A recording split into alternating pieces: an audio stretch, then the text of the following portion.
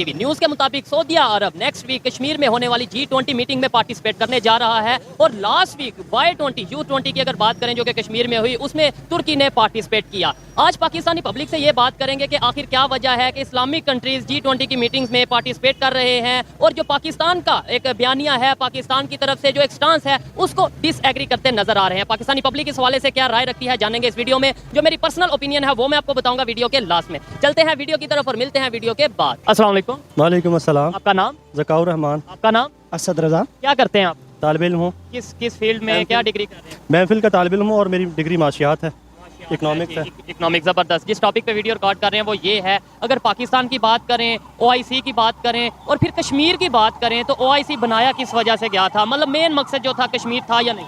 Main मकसद तो मुस्लिम ममालिक के मुतल्लिक़ जितने भी मामला थे वो थे और कश्मीर भी एक मुस्लिम ममालिक से मुंसलिक मसला है तो ज़रूर कश्मीर भी उसके प्लेटफॉर्म पे है। ज़बरदस्त। G20 की मीटिंग्स कश्मीर में होने जा रही हैं, कुछ हुई भी हैं और कुछ आगे होने जा रही हैं। आपको इस चीज़ का नॉलेज है, इल्म है? जी, इस बारे में मैं जानता हूँ कि इंडिया G20 की मीटिंग कश्मीर में करवाने जा रहा है। ठीक है। अभी सऊदीया ने वो अनाउंस किया कि हम G20 की जो मीटिंग है नेक्स्ट वीक होने जा रही है जो कि टूरिज्म के हवाले से इंडिया करवाने जा रहा है, उसके अंदर वो पार्टिसिपेट करेंगे। रिसेंटली तुर्की ने Y20 G20 का ही वो पार्ट था यूथ 20 के नाम से, उसमें पार्टिसिपेशन की। मतलब OIC का फिर मकसद कहाँ गया जब तुर्की ने भी पार्टिसिपेशन कर ली, सऊदीया ने भी अनाउंस कर दिया और दूसरे जो इस्लामिक कंट्रीज, कई ऐसे इस्लामिक कंट्रीज हैं जो कि रिलेशन मोरक्को या इस तरह के कई कंट्रीज हैं। क्या कहना चाहिए? असल में ये बात हमें बड़े खुले दिल से तस्लीम कर लेनी चाहिए कि अगर हम पहले से कहते आ रहे हैं कि पाकिस्तान के जियो स्ट्रेटेजिक लोकेशन बहुत इंपॉर्टेंट है, लेकिन ये दुनिया जियो स्ट्रेटजी से जियो इकोनॉमिक्स की तरफ मुंसलिक हो गई है। अब दुनिया में आपकी दोस्ती उस मुल्क के साथ होगी या आपके साथ वो मुल्क दोस्ती करेगा अगर आपकी इकोनॉमी अच्छी है, अगर आपकी ट्रेड अच्छी है, अगर आपका ट्रेड बैलेंस अच्छा है तो आपके साथ दोस्ती की जाएगी। ठीक है। इंडिया जो है, इंडिया तकरीबन 1.5 अरब आबादी की मार्केट है। हमें एतराज़ होता है जी उसके साथ UAE क्यों ताल्लुक़ बनाता है, उसके साथ सऊदी अरेबिया को ताल्लुक़ बनाता है, उसके साथ फलां मुल्क उसके साथ OIC की ताल्लुक़ बनाती है। जबकि अगर हम हकीकत पसंदी का आईना लगा कर देखें तो इंडिया के साथ ताल्लुक़ इस वजह से बनाते हैं कि इंडिया की इकोनॉमी की मार्केट है, अच्छी इकोनॉमी है उसकी। ठीक है, मेरी बात सुन लीजिए, उसकी इकोनॉमी अच्छी है, उसकी वजह उसके साथ हर मुल्क ताल्लुक़ बनाता है। अगर हम चाहते हैं कि हमारी OIC के फॉर्म पे फलाने फॉर्म पे हमारी मुल्क बात सुने, सऊदी अरब हमारी बात करे, वहाँ पे हम एजेंडा हमारा हो, तो हमें इकोनॉमी पे अच्छी तरह से ग्रिप होनी चाहिए हमारी। बिल्कुल, ये बात मैं इसे 100% एग्री करता हूँ कि ये नहीं कश्मीर का इशू, कोई भी इशू है, अगर हम चाहते हैं कोई कंट्री हमारी बात सुने या हमारे साथ खड़ा हो, हमें पहले अपने आप को उस लेवल पे करना है कि हमारी बात सुनी भी जाए और हमारी बात ऑथेंटिक भी हो। अगर OIC की बात करें तो उसका तो कैपिटल भी जो सा कैपिटल है वो भी जो है वो सऊदीया में है, रियाद में है। बिल्कुल, रियाद में। फिर भी वो वहाँ पे जा रहे हैं। सेकेंडली ये बात आपने बोला इकॉनमी बेहतर होगी तो ही हमारे रिलेशन बेहतर होंगे, तो हमें ये बात समझ क्यों नहीं आती? ये आप जैसे एजुकेटेड लोग हैं या मुझे थोड़ा शायद समझ आता है, अदरवाइज हम तो सिंपल एक ही बात करते हैं, भाई भूखे मर जाएंगे, घास खा लेंगे, ये कर लेंगे, लेकिन कश्मीर को नहीं छोड़ेंगे या ये नहीं करेंगे। मतलब जज्बाती बात करते हैं इकॉनमी के ऊपर या प्रैक्टिकल बात क्यों नहीं करते हैं? असल में मेरे ख्याल में इसकी सबसे बड़ी वजह अगर आपने देखना है तो आप लिटरेसी रेट देख लें हमारा। अगर हमारा लिटरेसी रेट ही अच्छा नहीं है, हमें चीज़ों का इदराक ही नहीं है, देखें नॉलेज नहीं है, हमें पता नहीं कि दुनिया किस तरफ जा रही है। भाई दुनिया बदल गई है। हम बात करते हैं 70 के ज़माने की, ये 1970 नहीं है भाई, ये 2023 है। दुनिया बदल गई है, अब हमें भी बदलना होगा खुद को, जबकि हम उसी ज़माने में फिर रहे हैं, हम वही बातें करते हैं, हम वही डिमांड करते हैं। सऊदी अरब को हमारे से कोई मफाद नहीं है, ये बात हमें मान लेनी चाहिए। हम जब भी सऊदी अरब के पास गए हम उधार लेने के लिए गए हैं। हमें मफाद है, हमें मतलब है सऊदीया से हो या इवन तुर्की से हो। आप ये देख लीजिए कि सऊदी अरब में, UAE में, इन गल्फ कंट्रीज़ में सबसे ज़्यादा लेबर भारत की है। हम भारत को डिक्लेयर करते हैं कि वो हिंदू स्टेट है, जबकि UAE और बाकी गल्फ स्टेट ने इस वजह से रखा हुआ है कि वो इकोनॉमी अच्छी है उसकी, उसके ताल्लुकात अच्छे हैं। इंडिया ने खुद को मनवा लिया है, हम नहीं मनवा सके हैं। और दूसरे नंबर पे जो जॉब्स की आपने बात किया कि वहाँ पे ज़्यादातर जो लोग हैं जॉब करने वाले वो इंडियंस हैं, आपको ये भी फिर आइडिया होगा कि इंडियंस वहाँ पे किस लेवल पे जॉब कर रहे हैं और अगर पाकिस्तानी जाते हैं तो वो किस लेबर लेवल पे या कौन से लेवल पे काम कर रहे हैं? ये उसमें एजुकेशन का फ़र्क है या फिर वैसी प्रायोरिटी है या ट्रस्ट इशू है? पॉलिसीज़ का फ़र्क है। इंडिया के लोग हर लेवल पर जॉब कर रहे हैं, वहाँ खाकरू भी इंडियन है और आप दुनिया में बड़ी 5 कंपनीज के CEOs भी इंडियन है। तो आप ये देखिए यूट्यूब, माइक्रोसॉफ्ट, इस तरह की गूगल। ठीक है, इसका मतलब ये नहीं है कि इंडिया सिर्फ बाकी दुनिया को वर्कर्स दे रहा है, बल्कि वो हर तरह के लोग पूरी दुनिया को मुहैया कर रहा है। ब्रेन ड्रेन नहीं हो रहा, हम इसको ब्रेन ड्रेन नहीं कहेंगे। यहाँ पे तो ब्रेन ड्रेन हो रहा है ना, जो एजुकेटेड लोग हैं, जो ज़हीन लोग हैं, वो यहाँ से बाहर जाते जा रहे हैं। एग्जैक्टली, ये हमारी पॉलिसीज़ की नाकामी है, लाइलमी है और गवर्नमेंट को इस बारे में सोचना चाहिए। देखिए, आप एक छोटी सी मिसाल लेता हूँ कि हमारे यहाँ जो पढ़ा लिखा तबका है, आपके इस चैनल की वजह से मैं कहना चाहता हूँ कि जो हमारे यहाँ यूथ है, जिस तरह यूथ के साथ यहाँ पे स्पेशली पॉलिटिकल सिस्टम में रवैया रवा रखा जाता है, उनको मारा जा रहा है, उठाया जा रहा है, पकड़ा जा रहा है, उसका मतलब ये आ रहा है, मैं किसी जमात की बात नहीं कर रहा, मतलब ये आ रहा है कि हम यूथ को हमारे पॉलिटिकल सिस्टम से मुतनफ़र कर रहे हैं। आगे आने नहीं देंगे, बैन लगाया हुआ है जो से स्टूडेंट ऑर्गेनाइजेशन के ऊपर बैन है, और ये बड़ी हैरत वाली बात है। हैरत वाली बात है, हमारा आने वाला यूथ जो है वो ये समझेगा कि भाई मेरा तो पॉलिटिकल सिस्टम के साथ कोई ताल्लुक नहीं है, पॉलिटिकल सिस्टम को इन बुढ़े सियासतदानों की ज़रूरत है, हमारी ज़रूरत है ही नहीं है। अगर हम आगे जाएंगे हमें या तो पकड़ा जाता है या तरह तरह के नामों से पुकारा जाता है या आगे आने नहीं दिया जाता। अपने दौर में ये जो बुढ़े सियासतदान जो आपने बोला, जैसे कि शेख शीद हैं, एतजाज़ एहसन है, इस तरह के कई हैं, इवन इमरान खान साहब की बात करें, सिराजुल हक साहब की बात करें, बड़ी बड़ी पार्टीज़ के लीडर ये भी अपने दौर में स्टूडेंट रहे हैं और स्टूडेंट पॉलिटिक्स से ही आगे हैं, लेकिन ये शायद समझ गए हैं कि जैसे हम आगे वैसे कोई और ना आगे आ जाए। बिल्कुल बिल्कुल, ये जगह जिस जगह हम खड़े हैं यहाँ पे ख्वाजा साद रफीक MA कॉलेज से पढ़े हैं, ये GC है, यहाँ पे बड़े बड़े अदारे सारे सियासतदान इसी शहर से पढ़े हुए हैं, यहाँ से गए हैं, याचिसन से चौधरी निसार, इमरान खान यहाँ से पढ़े हुए हैं, वो सारे यहाँ से गए हुए हैं। ठीक हो गया। अच्छा, थोड़ी सी अब बात करते हैं टूरिज्म के हवाले से, जो G20 की मीटिंग टूरिज्म के हवाले से हो रही है, और इनसे बात करके बड़ा मजा आ रहा है। हम मोस्टली बात करते हैं 2-4-5 मिनट की, लेकिन ऐसा कर रहा है कि इन्हें प्रॉपर बिठाया जाए और बहुत सी गुफ्तगू की जाए। लेकिन अच्छा, टूरिज्म के हवाले से अगर बात करें, कहते हम ये हैं कश्मीर हमारी शाहराग है, कश्मीर जन्नत की तरह है, हमने टूरिज्म के हवाले से वहाँ पे क्या किया, और इंडिया साइड जो कश्मीर है वहाँ पे वो टूरिज्म के हवाले से क्या कर रहे हैं, आपको क्या इसमें डिफरेंस क्या? मेरे ख्याल से बहुत बड़ा डिफरेंस है हमारे यहाँ सिर्फ टूरिज्म जो है उसका राग लापा जाता है, जबकि टूरिज्म के लिए ना मुकम्मल प्लानिंग है, ना हमारे पास बजटिंग मौजूद है। हमारे पास तो सिर्फ जो रिलीजियस टूरिज्म है ना हमारे पास, वो ही ख़त्म नहीं होती। आप एक मिसाल ले लें, यहाँ पे करतारपुर बनाया गया है, करतारपुर हमारे लिए कितना बड़ा टूरिस्ट स्पॉट बना था, लेकिन हमने उसको पोलिटिसाइज़ किया, पोलिटिसाइज़ करके बल्कि वो हमारे लिए एक हवा बन गया, हमारे लिए एक मसला बन गया। ये तो सिर्फ एक सिखिज़म का था, यहाँ पे हिंदुज़म के कितने कितने बड़े स्पॉट मौजूद हैं। बलूचिस्तान में, इवन कश्मीर में बड़े थे ऐसे। कश्मीर, आप तो बड़ी दूर की बात कर रहे हैं। हमारे यहाँ जो पंजाब में टूरिज्म के स्पॉट हैं, हमारे अपने कह लें कि हमारी शाहराग के नीचे जो पड़े हुए हैं, हम तो उनको इस्तेमाल नहीं कर रहे हैं। तो जब बलोचिस्तान में ग्वादर तक जो दूर पड़े हुए हैं, उनकी तो बात करना बड़ी दूर है। ठीक है, तो वो अगर जैसे कश्मीर को डेवलप कर रहे हैं, दिन ब दिन दुनिया का सबसे ऊंचा रेलवे ब्रिज वहाँ पे है, अभी वहाँ पे मैं सुन रहा था अंडर जो है वो एक टनल जो है वो बनाई जा रही है, इसके अलावा और बहुत सी डेवलपमेंट के काम वहाँ पे, रेलवे का स्ट्रक्चर बहुत बेहतर हो रहा है। तो क्या आपको लगता है कि ऐसा ही अगर चलता रहा तो ये हमारी जो कश्मीर की आवाज़ है, जो हम 75 साल से आप भी डेफिनेटली सुनते आ रहे हैं, मैं भी सुनता आ रहा हूँ स्टूडेंट लेवल से, स्कूल लेवल से, कश्मीर बनेगा पाकिस्तान, मर जाएंगे लेकिन कश्मीर नहीं देंगे, ये ना हो कि कल को कश्मीरी कहते हैं भाई आप मर जाओ, हम कश्मीर हम यहाँ आएंगे नहीं। किस कल की बात कर रहे हैं? ये गुजरे हुए कल में हो चुका है, आज भी हो रहा है। आप कभी यही माइक लेके कश्मीर चले जाएं और आप कश्मीरियों से ये पूछे कि आप पाकिस्तान के साथ जाना चाहते हैं या आप इंडिया के साथ जाना चाहते हैं या आप आज़ाद रहना चाहते हैं, तो मेरे ख्याल में सिर्फ 5% कश्मीरी ये कहें कि हम पाकिस्तान के साथ जाना चाहते हैं। मगर ना कश्मीरी ये कह चुके हैं कि भाई या तो हमें आज़ाद कश्मीर चाहिए या हमें इंडिया के साथ रहने दो। उनका मुद्दा यही रहा है मेरे भाई कि हमें तब जबर किया जाता है हमारे ऊपर, तब जुल्म किया जाता है जब पाकिस्तान हमारे हक में आवाज़ उठाता है। पाकिस्तान इंडिया के साथ अपनी डिप्लोमेसी खेलता है और हमें तंगी का सामना करना पड़ता है। बड़ी अफसोस वाली बात है, और ये पहली दफ़ा एक भाई से सुन रहा हूँ कि भाई जब हमने कश्मीरियों के हक में आवाज़ उठाई है, तब तक उन्हें वो शर्मिंदगी का या नुकसान का या जबर का सामना करना पड़ा है। इसके पीछे लॉजिक क्या मुझे समझ नहीं आई। मतलब आप अगर कहा जाता है कि ये भाई परेशानी में है, तो मैं आपके लिए आवाज़ उठाऊंगा, तो आपको तो खुश होना चाहिए अगर आप परेशानी में हैं तो। लेकिन जो आवाज़ हम कश्मीरियों के लिए उठा रहे हैं, उस आवाज़ से अफसोस की बात है कश्मीरी बड़ी अच्छी तरह से आगाह हैं। हमने सिर्फ एक एहतजाज बुलंद किया, हम कश्मीर डे के ऊपर हमने लोगों को बाहर खार किया सड़कों के ऊपर, लेकिन इंडिया ने ऐसे नहीं किया। इंडिया ने अपनी पॉलिसियों से, आप उनके जो एक्ट्स हैं वो देख लें, आप उनकी कोई मसला नहीं, ठीक है, आप उनकी 2019 की पॉलिसीज़ देख लें, स्पेशली जो उन्होंने कश्मीर के ऊपर लागू की, वो अपनी पॉलिसीज़ के जरिए अभी जो G20 का जो इजलास हो रहा है वो देख रहे हैं, वो काम के जरिए कश्मीर को अपना साबित कर रहे हैं। हम कश्मीरियों के दिल जीत रहे हैं। हम एहतजाज से आगे ज़रा एक कदम भी आगे नहीं बढ़ते हैं। तो भाई अगर यही रहेगा तो दुनिया जान लेती है कि आप सिर्फ हमारे हक में खड़े हुए हैं। वो कहते हैं भाई आप खड़े हो रहे हैं, तब से आप थक जाएंगे, आप प्लीज़ बैठ जाएं, हमारा अल्लाह हाफिज़ है। ये बड़ी अफसोस वाली बात है कि मतलब हम जो 75 साल से जो नारा लगाते आए हैं, आज वही चीज़ जो दुनिया, क्योंकि अब सोशल मीडिया का दौर है, एजुकेटेड लोग सामने आते जा रहे हैं और जो झूठ है वो भी एक्सपोज होता जा रहा है, रियलिटी भी सामने आती जा रही है। मजीद ये चूरन बिक पाएगा, मजीद ये नारे चल पाएंगे, चाहे कश्मीर का हो चाहे मजहब का हो, मतलब सिर्फ नारे, प्रैक्टिकली कुछ नहीं। मैं कहता हूँ इंडिया साइड कश्मीर को तो आप 1 मिनट के लिए छोड़ें, पाकिस्तान में हम क्या कर रहे हैं, हमारे पास कश्मीर है कि नहीं, है कि नहीं? नहीं जी बिल्कुल है। क्या उसके लिए हमने किया, आप मुझे बताएंगे? क्या यूनिवर्सिटीज़ बना दी, कौन से हमने कॉलेजेस बना दिए, क्या मेडिकल का सिस्टम बेहतर कर दिया? कुछ भी नहीं किया। आप कश्मीर का हिस्सा गिलगित बल्तिस्तान देख लें, आप कश्मीर मुजफ्फराबाद आज़ाद कश्मीर देख लें। हमारे यहाँ सियासत का इतना गहरा और सिर्फ सियासी तौर पर कश्मीर को इस्तेमाल किया जाता है। सितम ज़रीफ़ी ये है कि जब से कश्मीर हमारे साथ मुंसलिक है, कोई भी सियासी पार्टी वहाँ नहीं जीत सकती जब तक वो वहाँ ना जीती हो। वही पार्टी हमेशा बरसर इक़्तिदार रही है कश्मीर में, जो पाकिस्तान में इक़्तिदार बनाती है। इसका मतलब ये है कि कश्मीर के अंदर पॉलिटिकल सिस्टम भी ट्रांसपेरेंट नहीं है। तो फिर हम आज़ाद कश्मीर भी कहते हैं और ये भी बड़े खुल्लम खुल्ला कहते हैं कि भाई हमने तो कश्मीरियों को बिल्कुल अलहदा रखा हुआ है, वो मतलब कह लें कि उनका प्राइम मिनिस्टर अपना है, उनकी असम्बली अपनी है, उन्हें अख्तियार है, राइट है कि वो जो मर्जी करें। इसका मतलब है ये फॉर्मेलिटी है। आप अभी मिसाल ले लें, पाकिस्तान में जो हमारा रजीम चेंज ऑपरेशन हुआ है उसके जो ताने बाने हैं वो कश्मीर के साथ गए, कश्मीर को उसने मुतासर किया है, वहाँ के वज़ीर आज़म को नाहल किया गया, उसके बाद नया वज़ीर आज़म लाया गया और नया वज़ीर आज़म वहाँ के स्पीकर बने, वहाँ वज़ीर आज़म करने के लिए कोई तैयार नहीं था।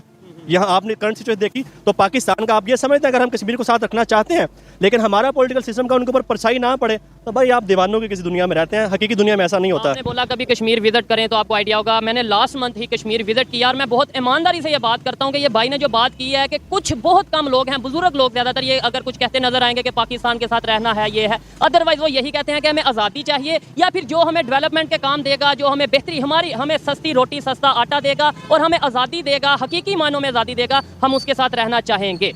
लास्ट में मुझे ये बता दें, ये सिंपल बातें हैं, ये मुझे समझ आ रही है आज के दौर के यूथ को, आपको ये चीज़ें समझ आ चुकी हैं, लेकिन हमारे पॉलिटिशियंस आज भी वो नारा क्यों लगा रहे हैं? और दूसरे नंबर पे जो अनएजुकेटेड लोग हैं या जो थोड़ा एजुकेशन से दूर हैं, उन्हें अगर आप ये बात करेंगे कि भाई वहाँ पे बड़ी डेवलपमेंट हो रही है तो वो कश्मीरी वहाँ पे जाना चाहेंगे या लहदा, वो आपको गद्दार कह देंगे, वो कह देंगे ये देखो ये तो इंडिया के हक में बात कर रहे हैं। मैं पाकिस्तान से नहीं, आपको बाहर से मिसाल लेता हूँ।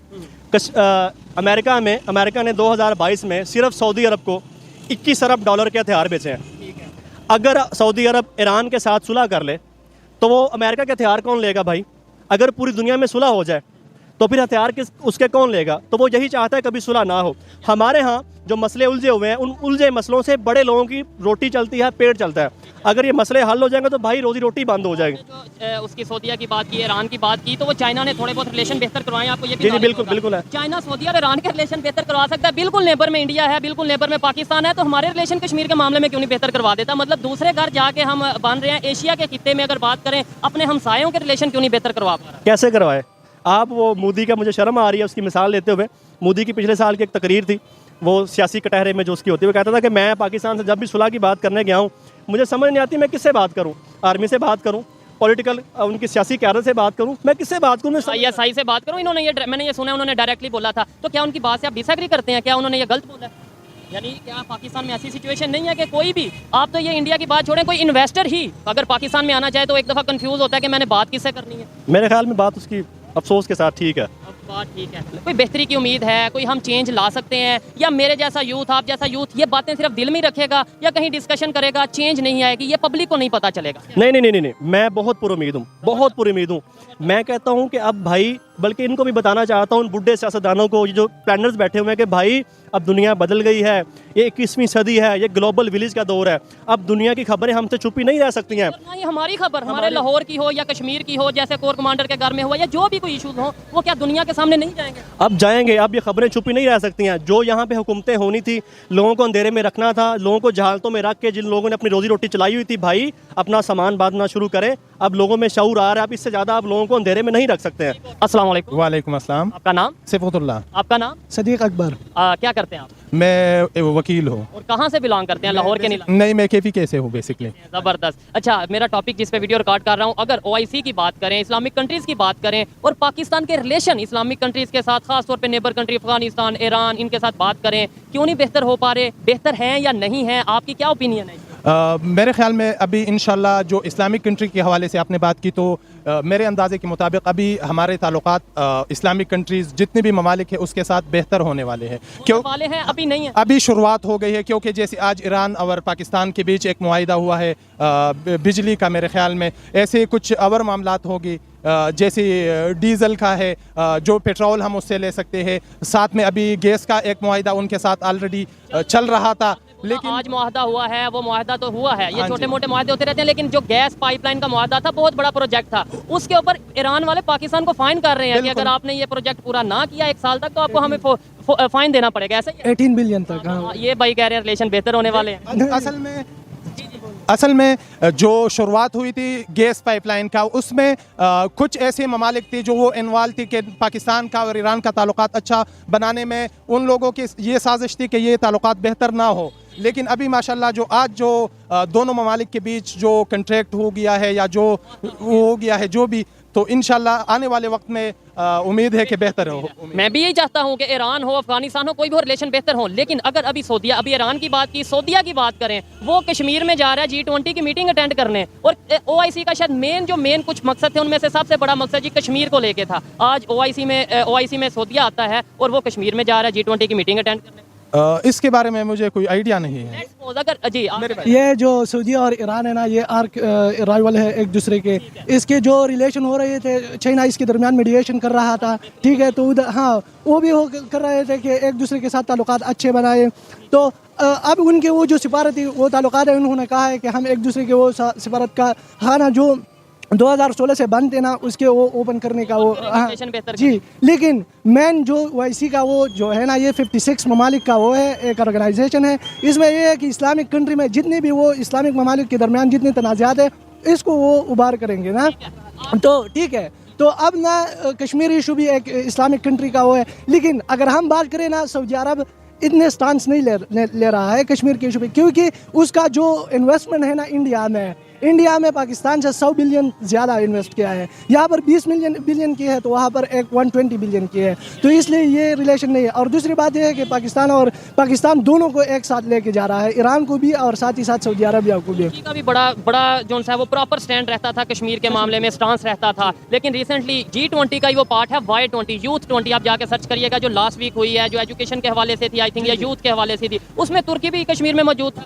कश्मीर में मौजूद है, लेकिन इस वक्त जो G20 का जो सदारत का वो है, वो इंडिया की तरफ जा रहा है। तो इंडिया तो ये नहीं चाहता है कि पाकिस्तान को। और आप अगर देखें तो हमारे जो FM था, वो जो क्या नाम, बिलावल जो उधर गया था, उसके साथ क्या हो गया था। इंडिया तो आपको हर फोरम पे वो शर्मिंदा करना चाहता है। ठीक है, तो फिर हम अपने काम ऐसे करें और अपनी यूनिटी दिखाएं। आप बताएं, OIC ने आज तक कोई एक मेजर काम के भाई ये OIC की जो ऑर्गेनाइजेशन है, इसने ये इशू हल किया मुसलमानों के लिए, या कुछ भी कोई एक बता दें ताकि मुझे भी पता हो, देखने वालों को भी पता हो कि अभी तक तो कुछ नहीं किया है। वो बड़ा इनाम इस तरह के है कि हमने कश्मीर का कोई इशू हुआ हल, ना फलस्तीन का हुआ, ना ही बर्मा का हुआ। फलस्तीन के अगर हम भी देखें तो वो तो पाकिस्तान का जो ताल्लुकात है, वो तो इसी वजह से ख़राब है कश्मीर, क्योंकि वो इजराइल को तस्लीम नहीं करते। इसलिए कि आप कश्मीर का जो राइट है, जो 1967 का वो जो था ना 6 डे वार, उससे पहले जो एरा था, उसमें आप आ जाए तो फिर हम आपके साथ बैठेंगे। सऊदी अरब ने भी इस तरह, हम नहीं बैठेंगे। तो जब तक ये फलस्तीन का इशू हल नहीं होता, ये पाकिस्तान ने भी वही स्टांस लिया है। अगर हम इजराइल को तस्लीम करेंगे तो कश्मीर हमारे हाथ से गया। आपको लगता है कि पाकिस्तान की, ये लास्ट क्वेश्चन है, जो इस टाइम कंडीशन है, पाकिस्तान किसी इसराइल को एक्सेप्ट करे ना करे, किसी के साथ रिलेशन बेहतर करे ना करे, इंडिया को कोई फ़र्क पड़ेगा कश्मीर के मामले में? मतलब हम इतनी पावर में हैं? नहीं, असल में इंडिया जो है ना, वो आजकल 18 ममालिक में इंडिया की तो सिर्फ करेंसी चलती है। वो इसके खिलाफ, वो वार, इन चीज़ों के बारे में नहीं चलती। वो अब अपनी इकानमी पे जोर दे रहे। पाकिस्तान में इकानमी डाउन है, लार्जेस्ट इकानमी है। 18 ममालिक में इंडिया की करेंसी चलती है, उनका बिजनेस 18 ममालिक में उनकी करेंसी में होते हैं। आज के दौर में अगर जंग है, वो तो इकानमी की जंग है। तो हम लोग, मैं, आप, पाकिस्तान की यूथ, पाकिस्तान के पॉलिटिशियन ये बात क्यों नहीं समझते? आज भी हम वो मतलब जज्बात के साथ और इस तरीके से क्यों काम लेते हैं? प्रैक्टिकली क्यों नहीं आते? इकानमी को क्यों नहीं बेहतर करते? जो है वो इंफ्रास्ट्रक्चर को क्यों नहीं बेहतर करते? रिलेशन क्यों नहीं बेहतर बना पाते? असल में ये सब काम होने वाले जब होते हैं ना, तो फिर कोई ना कोई मसला पाकिस्तान में बन जाता है। कोई ये काम होने नहीं देता कि पाकिस्तान भी तरक्की करे। यूथ भी निकलेगा, कितने यूथ निकलेगा, बिल्कुल जाहिर बात है। यूथ को भी पेट लगा है, यूथ ने भी घर को चलाना है। यूथ दिल, नो डाउट के दिल हर एक का करता है कि पाकिस्तान के रिलेशन बेहतर हो, पाकिस्तान अपने घर के इश्यूज को हल करे बजाय किसी दूसरे के इश्यूज पे जाके टांग अड़ाने के। लेकिन हमें फंसा ऐसा दिया गया है, हमारा माइंडसेट ऐसे बना दिया गया है कि हम खुद यहाँ से बाहर ब्रेन ड्रेन होता जा रहा है, यहाँ से एजुकेटेड लोग बाहर जाते जा रहे हैं बजाय पाकिस्तान के लिए कुछ करने के। ऐसे मेरा खुद का इरादा है कि बाहर चला जाऊंगा, क्योंकि इतना एजुकेशन होने के बावजूद भी मेरा इरादा है कि मैं बाहर, इधर इकोनॉमी को देख, लॉ एंड सिचुएशन ऑर्डर को देखो, किसी को कोई पता नहीं कब उठाया जा सकता है, कब वो कर सकते हैं। तो ठीक है, अच्छा लगा आपसे बात करके। उम्मीद करते हैं आप उठाए भी ना जाएं और यहाँ पे भी आप रह के अच्छा काम। इंशाल्लाह।